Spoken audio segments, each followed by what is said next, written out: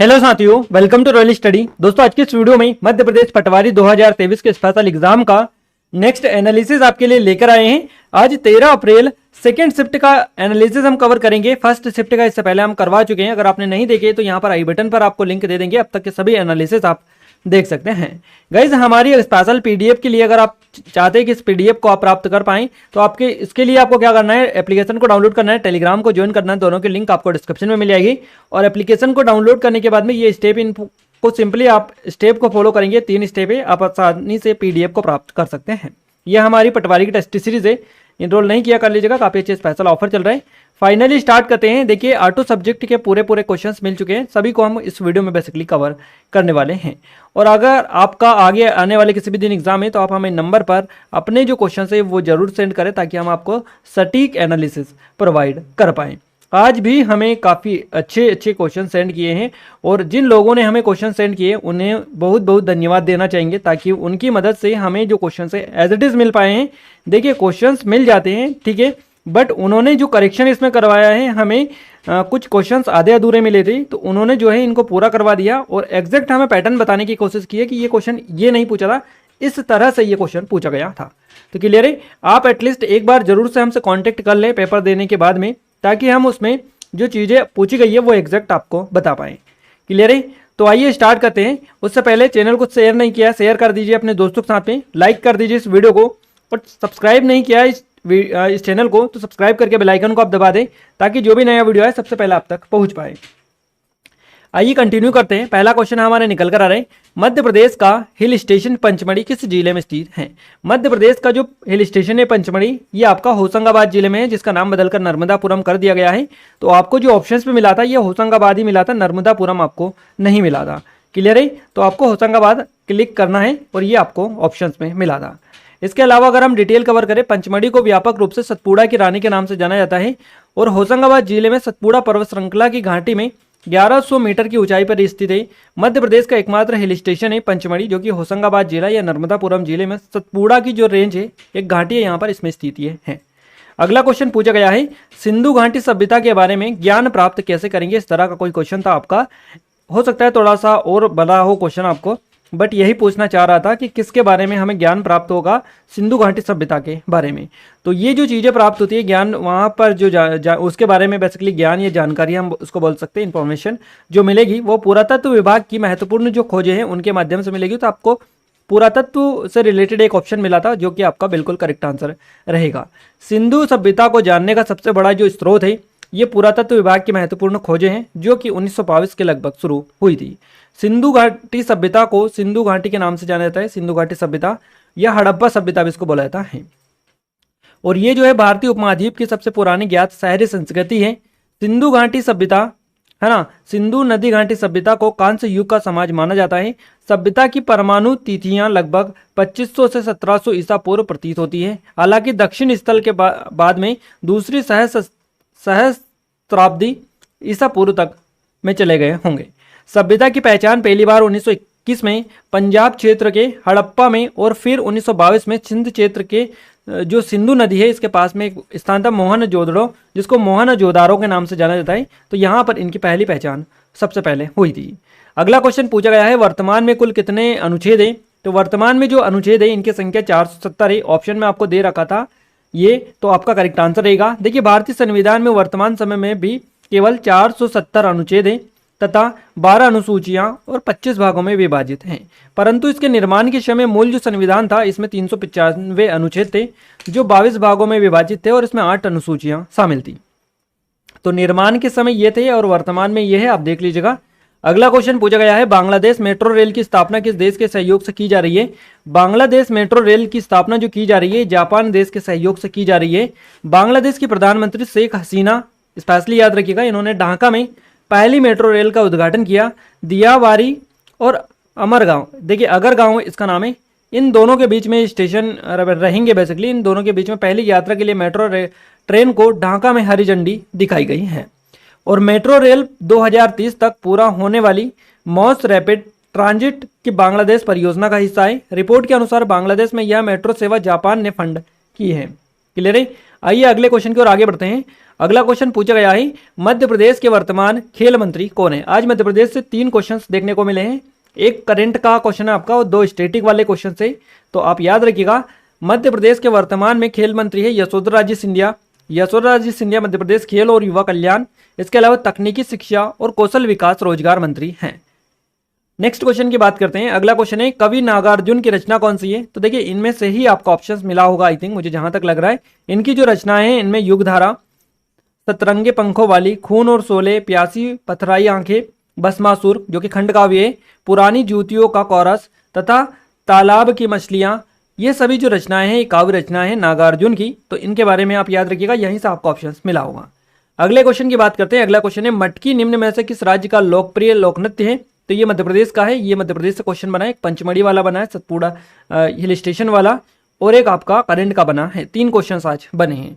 मटकी नृत्य जो रूप है ये मध्य प्रदेश में खानाबदोश जो जनजाति है इनके द्वारा विकसित किया गया, और एक छोटे घड़े का उपयोग करके प्रदर्शन बेसिकली इसमें किया जाता है, जो मध्य भारत का एक लोकप्रिय, या फिर इसको बोल सकते हैं लोकप्रिय लोक नृत्य बोल सकते हैं। बेसिकली ये मटकी नृत्य के नाम से जाना जाता है।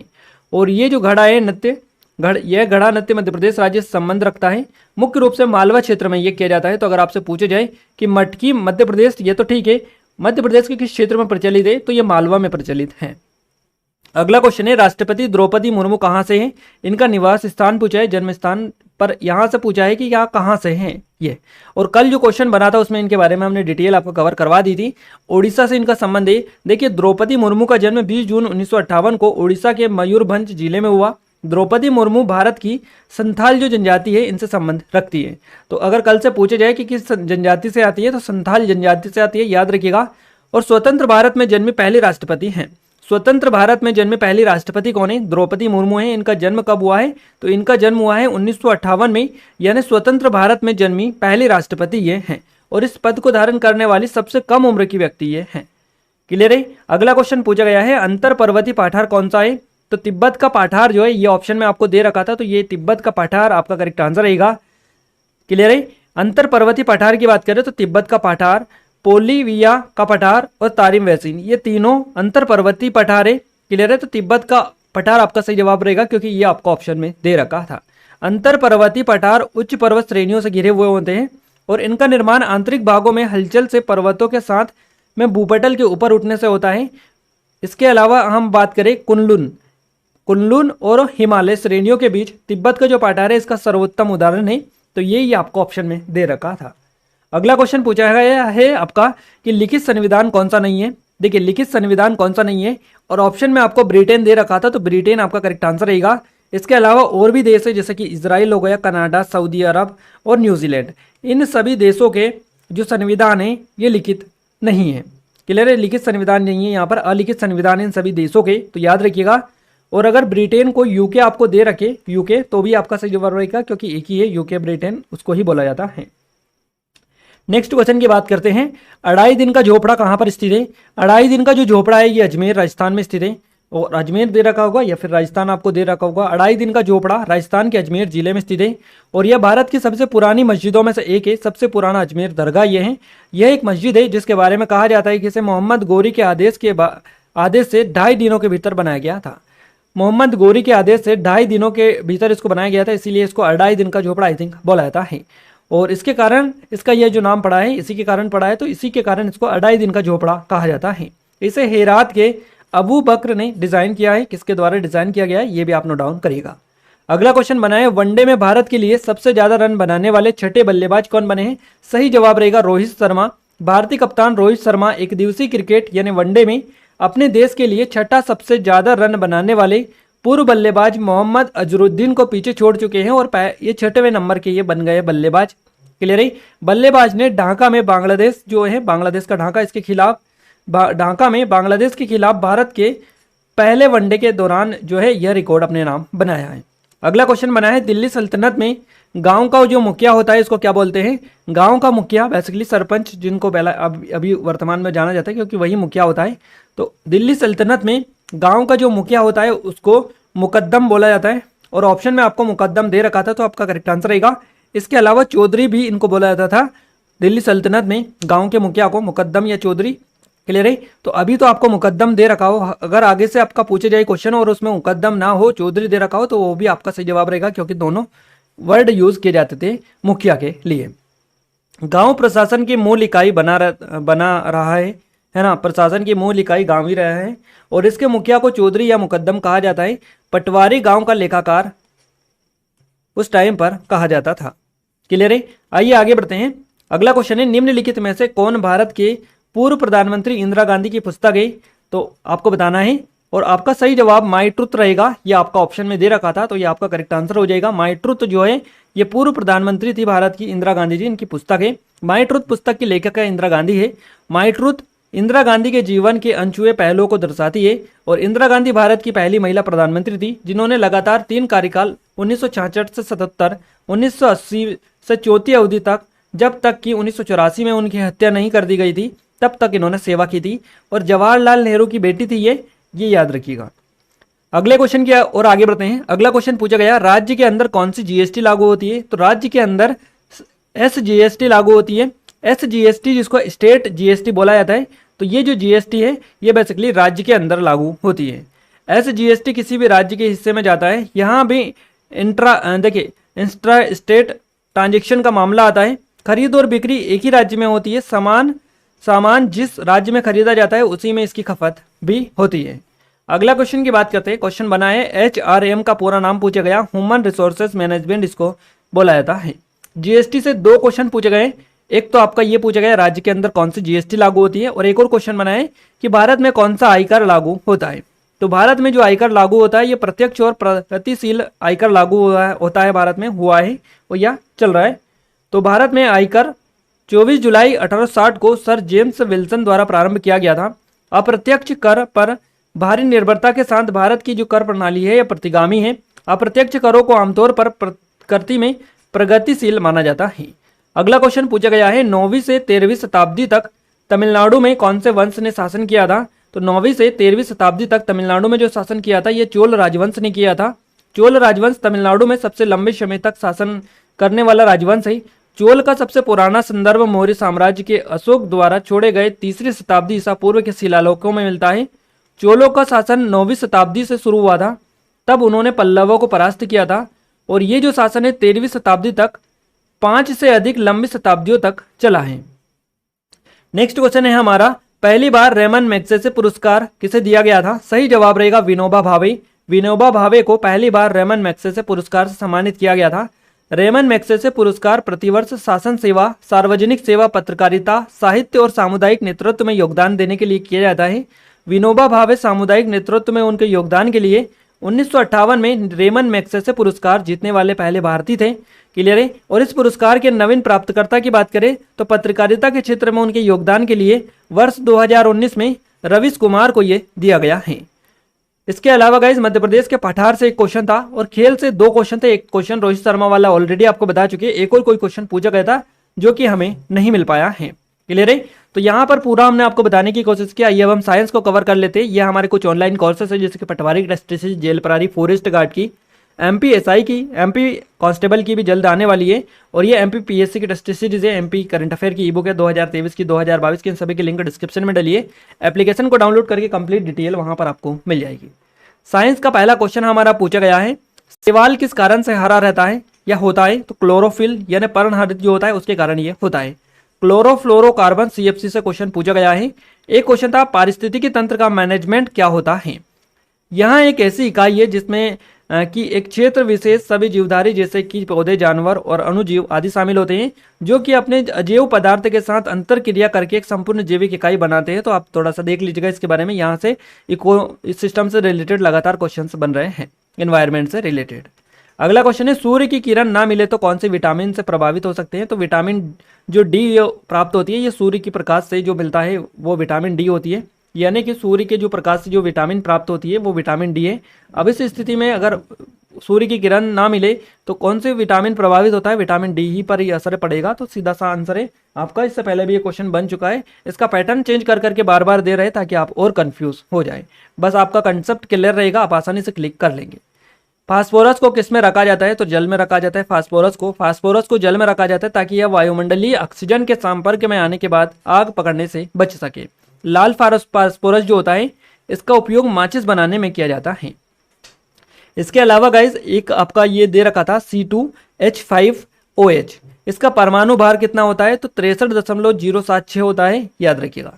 सेब का जो रंग होता है लाल क्यों होता है तो सेब में एंथोसाइनिन नामक पिगमेंट होता है जो बाकी रंगों को ऑब्जर्व कर लाल को रिफ्लेक्ट कर देता है, जिसके कारण सेब जो होता है इसका रंग लाल हो जाता है। अगला क्वेश्चन पूछा गया है आपसे कि किसके परमाणु मॉडल के अनुसार इलेक्ट्रॉन नाभिक के चारों ओर वृत्ताकार कक्षा में घूमते हैं, तो रदरफोर्ड आपका करेक्ट आंसर रहेगा। नेक्स्ट क्वेश्चन है पुलिस द्वारा शराबी चालक की जांच के लिए आयोजित सांस परीक्षण में फिल्टर पेपर पर निम्नलिखित में से कौन सा है, तो इसमें से जो है आपका पोटेशियम डाइक्रोमेट सल्फ्यूरिक एसिड इसका यूज किया जाता है। ये सांस फिल्टर होता है जिसमें पुलिस के द्वारा यूज किया जाता है शराबी चालक की जांच के लिए, तो आप देख लीजिएगा इस फिल्टर का यूज किया जाता है। अगला क्वेश्चन बना है पर्यावरण के अनुकूल उत्पादों को कौन सा मार्क दिया जाता है, तो इको मार्क दिया जाता है। पौधों की वृद्धि के लिए कौन सा हार्मोन जिम्मेदार होता है, तो ऑक्सीटोसिन ये रहता है।